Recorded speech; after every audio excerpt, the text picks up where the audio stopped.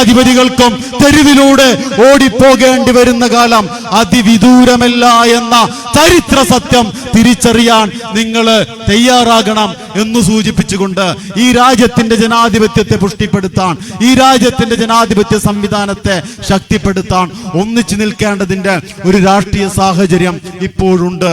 ഞങ്ങൾക്കറിയാം, ഇവിടെയുള്ള രാഷ്ട്രീയ പ്രസ്ഥാനങ്ങളുമായിട്ട് ഒരുപാട് വിയോജിപ്പുകൾ ഞങ്ങൾക്കുണ്ട്. ലീഗുകാരുമായി വിയോജിക്കാൻ ഞങ്ങൾക്ക് 100 കാരണമുണ്ട്. CPM-ഉമായി വിയോജിക്കാൻ 100 കാരണമുണ്ട്. ഇന്ത്യൻ നാഷണൽ കോൺഗ്രസുമായിട്ട് വിയോജിക്കാൻ 100 കാരണങ്ങളുണ്ട്. അവര് ചെയ്തതൊന്നും അങ്ങനെ മറവിക്ക് വിട്ടുകൊടുക്കാൻ പറ്റുന്നതല്ല. അങ്ങനെ വിയോജിക്കാൻ 100 കാരണങ്ങളുണ്ട് എങ്കിലും ഈ രാജ്യത്തിന്റെ ഇപ്പോഴത്തെ സ്ഥിതി പരിഗണിച്ചുകൊണ്ട്, ഈ അപകടാവസ്ഥയെ പരിഗണിച്ചുകൊണ്ട് ഈ വിയോജിപ്പുകൾക്കിടയിലും യോജിപ്പിന്റേതായ മേഖലകൾ കണ്ടെത്താൻ കഴിയണം എന്ന് തന്നെയാണ് social democratic party of India മുന്നോട്ട് വെക്കുന്ന രാഷ്ട്രീയം.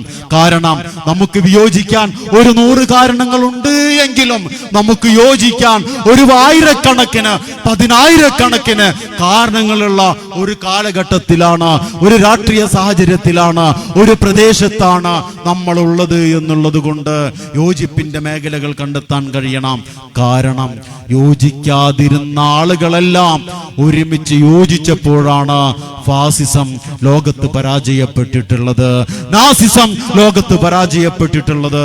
അതുകൊണ്ട് ഹിംസാത്മക ഭരണകൂടങ്ങളെ, ജനവിരുദ്ധ ഭരണകൂടങ്ങളെ നിലക്ക് നിർത്താൻ ജനകീയ രാഷ്ട്രീയ പ്രസ്ഥാനങ്ങളുടെ ഐക്യപ്പെടൽ ഉണ്ടാകേണ്ടതുണ്ട്.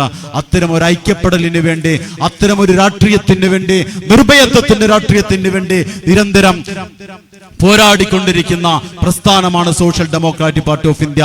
ഈ രാജ്യത്ത് ഒരു പൗരന്റെ പ്രാഥമിക ബാധ്യത എന്ന് പറയുന്നത് ഈ ജനാധിപത്യ സംവിധാനത്തെ സംരക്ഷിക്കുന്നതിന് വേണ്ടിയുള്ള രാഷ്ട്രീയപരമായ പോരാട്ടമാണ്. ഈ രാജ്യത്തിന്റെ ഭരണഘടനയെ കാക്കേണ്ട, സംരക്ഷിക്കുന്നതിന് വേണ്ടിയുള്ള ജനാധിപത്യപരമായ ബാധ്യതയാണ്. ആ ബാധ്യത നിറവേറ്റാൻ നിങ്ങൾ സോഷ്യൽ ഡെമോക്രാറ്റിക് പാർട്ടി ഓഫ് ഇന്ത്യയുടെ കൊടിപിടിക്കാൻ നിങ്ങൾ തയ്യാറാകണം. പാർട്ടിയിലേക്ക് നിങ്ങൾ വരാൻ തയ്യാറാകണം. ഞങ്ങളുടെ സ്ഥാനാർത്ഥികൾക്ക് വോട്ട് ചെയ്യാൻ നിങ്ങൾ തയ്യാറാകണം.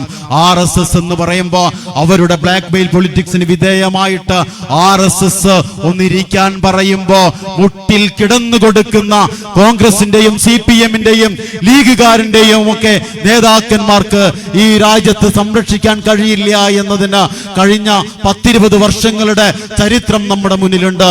ആ ചരിത്രം നമുക്കൊരു തിരിച്ചറിവായി മാറട്ടെ എന്ന, നമുക്കൊരു അനുഭവമായി മാറട്ടെ എന്ന് പ്രത്യാശിച്ചുകൊണ്ട് സോഷ്യൽ ഡെമോക്രാറ്റുകൾ മുന്നോട്ട് വെക്കുന്ന ഈ സമത്വത്തിന്റെ രാഷ്ട്രീയത്തിന്, നീതിയുടെ രാഷ്ട്രീയത്തിന്, ഈ നിർഭയത്തിന്റെ രാഷ്ട്രീയത്തിന് നിങ്ങളുടെ പൂർണ്ണ പിന്തുണയും പ്രാർത്ഥനയും ഉണ്ടാകണമെന്ന് അഭ്യർത്ഥിച്ചുകൊണ്ട് എന്നെ ശ്രവിച്ച മുഴുവൻ ആളുകൾക്കും 1000 വിപ്ലവ അഭിവാദ്യങ്ങൾ നേർന്നുകൊണ്ട് ഫെബ്രുവരി 17 എന്ന് പറയുന്നത് കേരളത്തിലെ വൈദേശിക പോരാട്ടങ്ങൾക്ക് നേതൃത്വം കൊടുത്തിട്ടുള്ള, കേരളത്തിലെ ജീവസുറ്റ പോരാട്ടങ്ങൾക്ക്